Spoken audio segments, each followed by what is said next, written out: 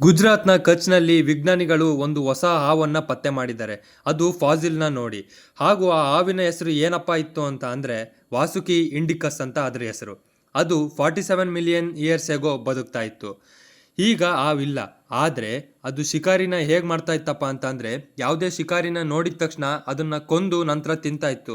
ಆದರೆ ಒಂದು ಒಳ್ಳೆ ವಿಚಾರ ಇದೆಯಪ್ಪ, ಏನಪ್ಪ ಅಂತ ಅಂದರೆ ಮನುಷ್ಯರನ್ನ ಕೊಂದು ತಿಂತಾ ಇರಲಿಲ್ಲ. ಅದ್ರ ಬದಲಿಗೆ ಜೀವಂತವಾಗಿರ್ಬೇಕಾದ್ರೇ ತಿಂತಾ ಇತ್ತು. ಈ ಹಾವು ಎಷ್ಟು ಉದ್ದ ಇದೆಯಪ್ಪ ಅಂತ ಅಂದರೆ 50 ಅಡಿ ಉದ್ದ ಇದೆ. ಹಾಗೂ ಈ 50 ಅಡಿ ಉದ್ದ ಇರುವಂಥದ್ದು ಈ ಸದ್ಯದ ಮಟ್ಟಿಗೆ ಸಿಕ್ಕಂತಹ ಒಂದು ವಾಸುಕಿ ಇಂಡಿಕಸ್ ಅನ್ನೋಂಥ ಹಾವು. ಆದರೆ ಈ ಹಾವಿಗಿನ ಮುಂಚೆ ಯಾವುದಪ್ಪ ಉದ್ದ ಇತ್ತು ಅಂತ ಅಂದರೆ ಟೈಟನೋಬೋ ಎಂಬುವಂಥ ಹಾವು ಉದ್ದ ಇತ್ತು. ಅದು 47 ಅಡಿ ಉದ್ದ ಇತ್ತು. ಆದರೆ ಈ ಹಾವು ಅದನ್ನು ಮೀರಿಸ್ತು. Thank you.